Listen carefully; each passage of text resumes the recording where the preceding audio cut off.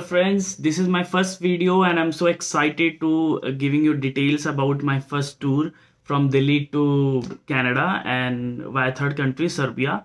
इस वीडियो में मैं कम से कम 5 या 6 चीज़ों के बारे में मेनली बात करूंगा जो अभी के टाइम में सबसे बड़ी हाइप बनी हुई है बच्चों के बीच में कि वो लोग कैसे आए कैसे नहीं.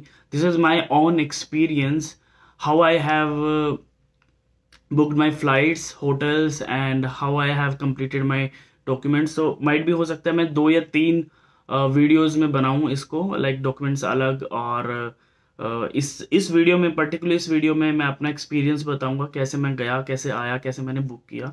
So everything I will complete it. Very first thing is a safe way to get booking done by the agents. तो मैं बोलूँगा नहीं, बिकॉज एजेंट्स जो अभी के टाइम पे जो बुकिंग कर रहे हैं वो ग्रुपिंग में करते हैं और ग्रुपिंग में जो भी बुकिंग होती है बाय एयरलाइंस और बाय एजेंट तो वो लोग रिफंडेबल नहीं होती हैं. और चाहे वो आपकी 1 लाख की हो चाहे 1.5 लाख की हो, they will not cover you in refundable.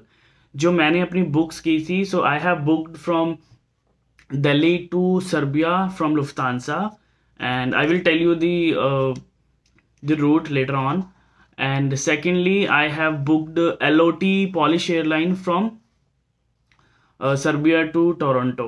So first thing, agent के through कराना, if you can take a risk, if you can put your money on risk, तो मैं बोलूँगा आप ले सकते हो, that's your choice.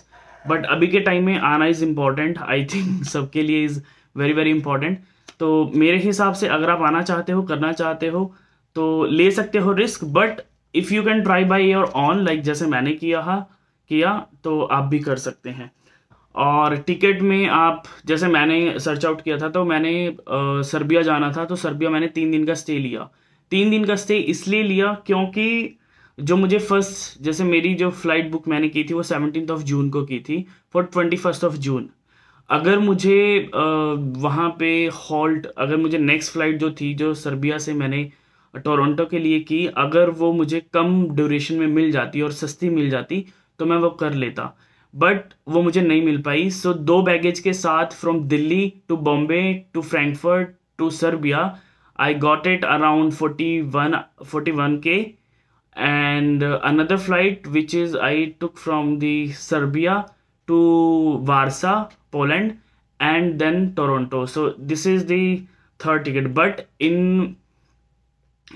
LOT Polish Airline, मुझे second bag check-in नहीं मिला था. On the last day, I have booked online within I think 7 से 8 हज़ार. So total मेरी जो LOT airline पड़ी थी मुझे कुछ 50,000 की. So it's approx 90 to 95,000 जो मुझे ओवरऑल अपनी टिकट्स पड़ी हैं from Delhi to Toronto.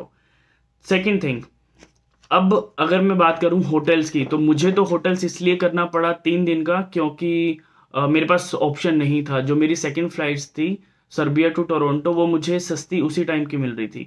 So I will suggest you, अगर आप खुद से करने जा रहे हो और अगर आप करना चाहते हो कर सकते हो, there is no point.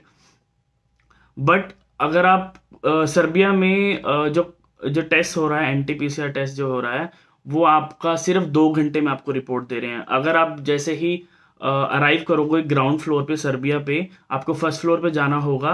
First floor पे बिल्कुल राइट एंड में जाके आपको एक पोस्ट ऑफिस मिलेगा. वहाँ आपको 9,000 RSD जो कि सर्बियन दिनार हैं वो आपको देने होंगे. वहाँ पे आप डॉलर्स भी दे सकते हो अगर आप डॉलर्स लेके आते हैं, या अगर आप यूरोज लेके आते हैं तो यूरोज भी दे सकते हो. वो जैसे ही आप पैसे देंगे वो आपको सैंपल के लिए भेजेंगे. विद इन 2 आवर्स आपको ईमेल आ जाएगी और आप वहाँ से प्रिंट आउट भी ले सकते हैं. ठीक है, मेरे ख्याल से कोई भी प्रॉब्लम नहीं है. मतलब बहुत ज़्यादा स्मूथ हो रहा है इस टाइम पे जो मेरे साथ हुआ है. मेरा जितनी भी चीज़ें हुई हैं मैंने खुद से की हैं, चाहे वो एयर टिकट हो चाहे आपका होटल हो सर्बिया का 3 डेज का, और एवरीथिंग वाज फाइन एक्चुअली. ये सजेस्ट जरूर करूंगा अगर आप होटल बुक कर रहे हो सर्बिया में, चाहे 1 दिन का चाहे 2 दिन का चाहे 3 दिन का, दैट्स अप टू यू. आप 1 दिन का भी अगर नहीं करना चाहे तो कर सकते हैं. जैसे आपकी फ्लाइट अगर मान लो आप लेट्स सपोज अगर आप अभी 1 जुलाई को निकल रहे हैं, और 1 जुलाई के बाद अगर आपकी फ्लाइट जो है वो 2 जुलाई को शाम को पहुंच रही है, और आपको 3 जुलाई को आपको सुबह की 6 बजे की फ्लाइट मिल रही है, so you can easily, you don't have to go to hotel first, right. आप वहीं पे स्टे कर सकते हैं 7 या 8 बजे तक। अगर आप बाहर आ रहे हैं, लेट्स सपोज 2 जुलाई को, और या 1 जुलाई को और 2 जुलाई को आपकी नेक्स्ट फ्लाइट है, तो आप आराम से एयरपोर्ट पे रुक सकते हो, वहां पे कोई प्रॉब्लम नहीं होगी आपको। दे विल अलाउ यू, मतलब सर्बिया में immigration is very very nice. They will just check you only your passport, your negative report from India. So बहुत सारी चीज़ें हैं जो मैं बोल सकता हूँ। अगर आप पूछना चाहते हैं, कंफर्मली पूछना चाहते हैं, आप मुझे कमेंट बॉक्स में लिख सकते हैं, मैं उसका आंसर करने की कोशिश करूँगा। और दूसरा, first then Serbia to Toronto, मुझे एलओटी पॉलिस एयरलाइन थी, उसमें मैंने एक बैग एक्स्ट्रा 7-8 हज़ार रुपये दे के करवाया था लगभग।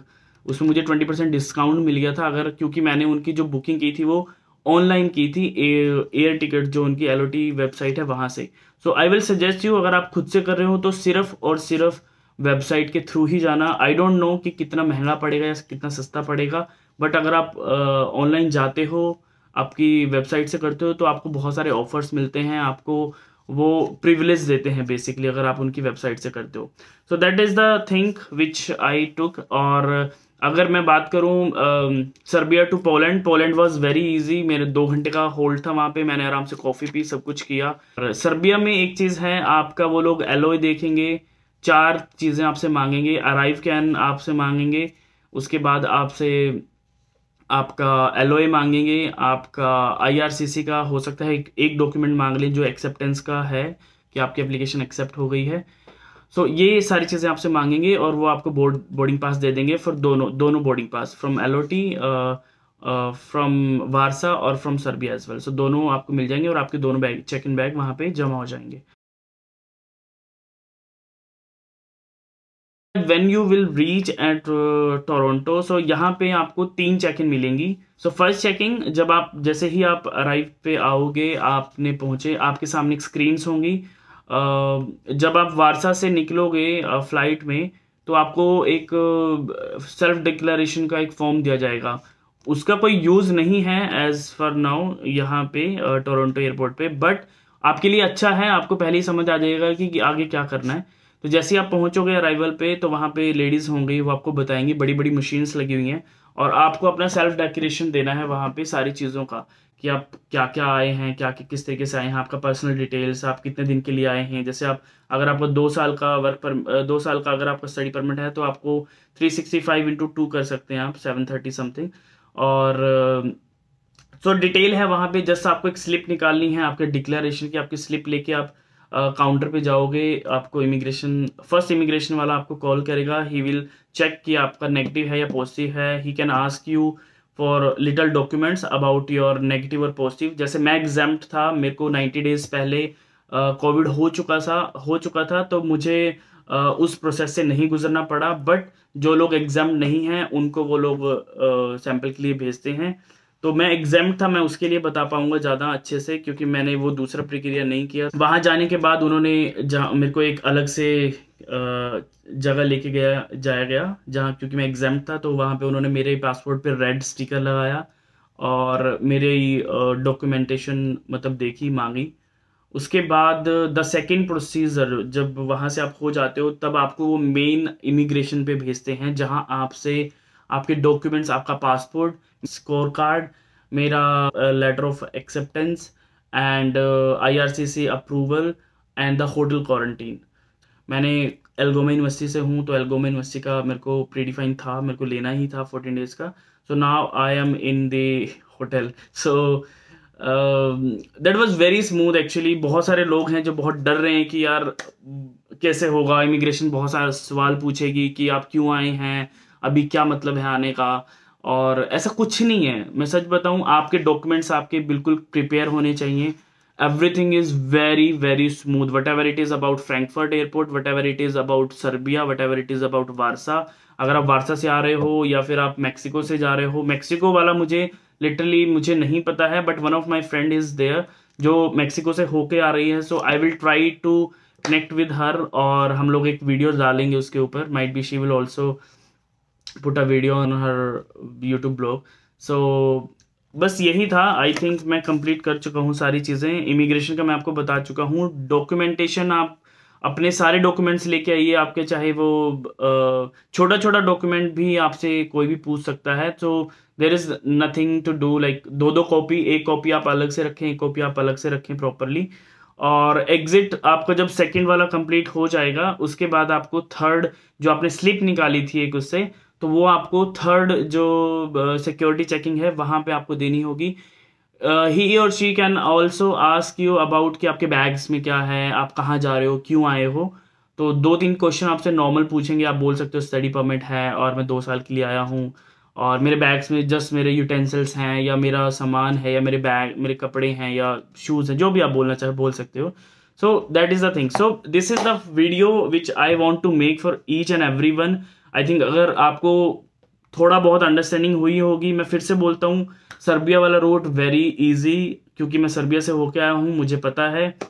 सर्बिया के ऊपर मैं एक अलग से वीडियो बनाऊंगा, जो कि वहाँ का लाइफस्टाइल कैसा है और लोग कैसे किस तरीके से रहते हैं, वहाँ पे खाना किस तरीके से है. इंडियंस अगर जाते हैं तो उनको किस तरीके से they can survive for 2 or 3 days.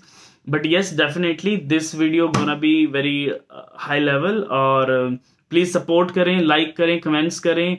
कोई आपका क्वेश्चन है, I will like glad to help you out in this point, क्योंकि ये मुझे पता है बहुत प्रॉब्लमेटिक है. आई थिंक 12-13 मिनट की वीडियो हो गई है. So let's stop here, and thank you so much for watching this video, and I hope I will make another videos as well related to this topic.